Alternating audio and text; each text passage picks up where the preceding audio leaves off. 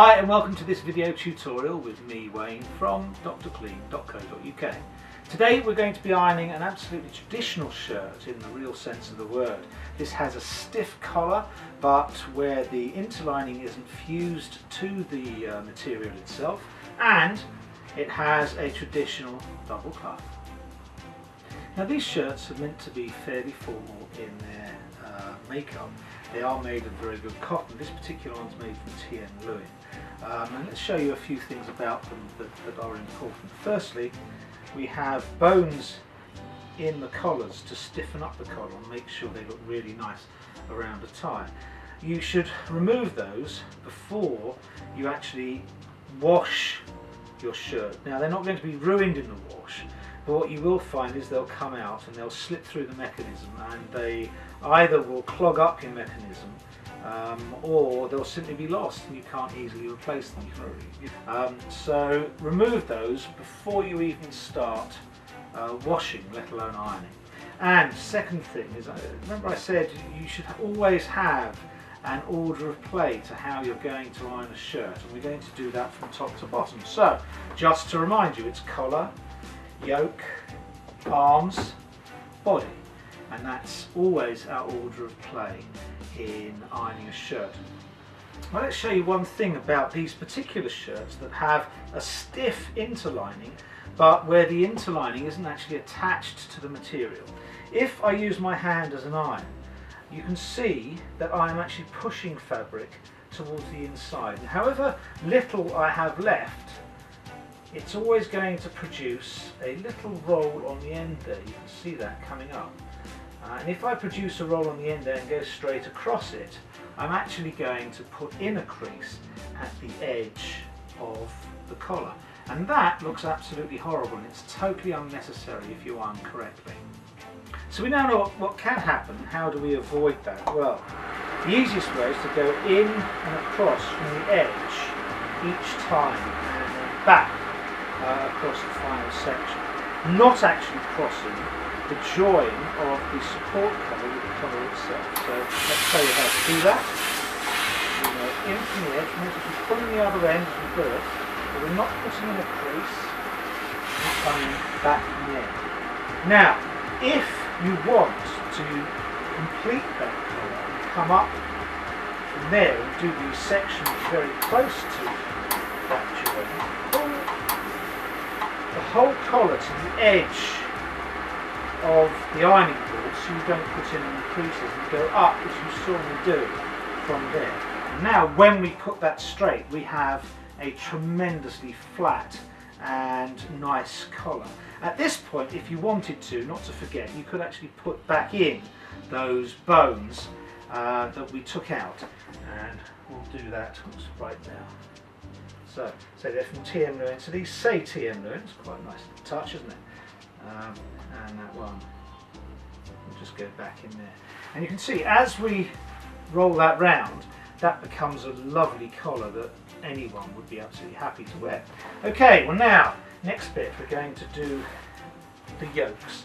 And once again, we can have, it's not with this one, you can have flats of, or a flap of material coming to the edge as you roll your iron across. We're not here, so we're just going to pull this just to the top of the chest as we do that, and turn it round.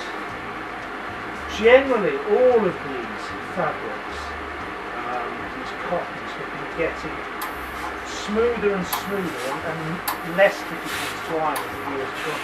I just clipped in the creases, as you can see. I clipped in those creases as I was going, so that we don't have to do them when we're actually doing the body itself.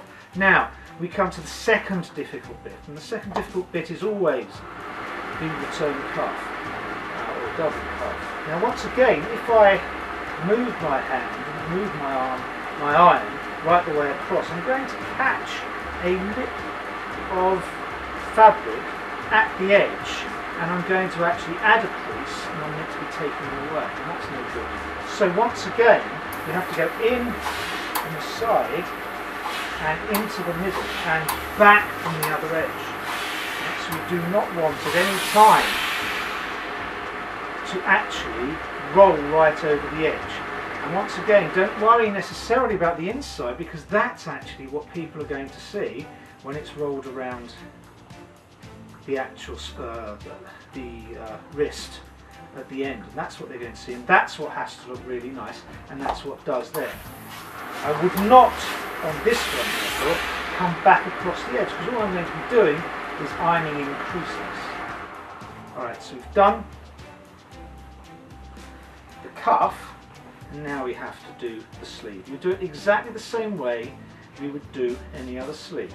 We're working to the seam, and we put the whole seam flat on the ironing board. Just roll over the cuff so that we have the pleats in the right place. Use your hand as a pretend iron. So now I've got everything else straight. And we're going to start at the end and go up straight over the creases. Notice I've got my hand underneath the fabric all the time, just rolling it out so that I get a really nice pleat. So flip it over, take both edges and flip with one movement. Then bottom, top again, and go into the cuff, and into the cuff. There we have a nice sleeve. We've got another sleeve, of course, and another cuff. And we'll do exactly the same thing with this cuff. Flat. Just check that there's nothing underneath with our hands. Your hands become very sensitive if you're an ironer over time. Here we go, back off the edge, and then to the sleeve. And the sleeve we're going to work to the bottom seam, making sure everything rolls out as we move up the sleeve. You can make these pleats at the end as long as you like. It's not really something that people notice a tremendous amount. If you prefer anything a particular way, you can always do that. But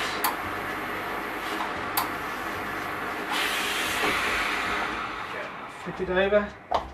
Just one movement flips it over. If you've got an order that you work in, these things become slightly easier.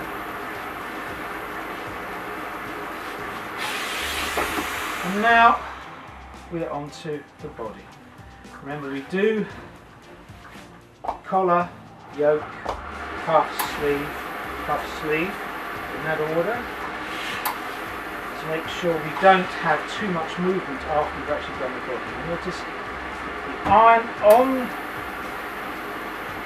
buttonhole side and stretch it so that you get a really nice finish on that cotton.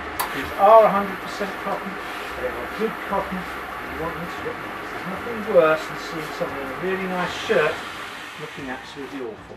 As if they haven't put it on. You might as well buy zip dry shirts if you're not going to iron a shirt that is made of a good cotton.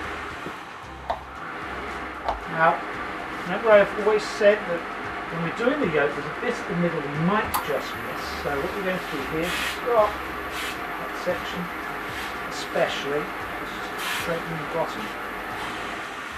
A little bit, you don't want to do too much at any one time. We've already put in the little pleats at the top.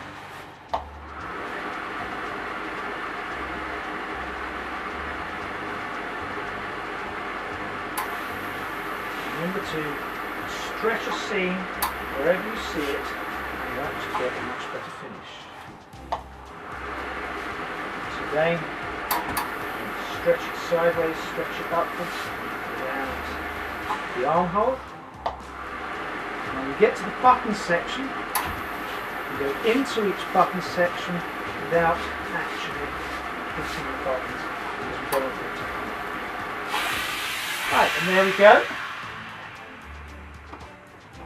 I would again do up the top button, and I'd do up a couple of others. But I'm going to do up one so I can show you. To to get that collar really nicely rounded. There we go. A TM Lewin shirt ironed to perfection.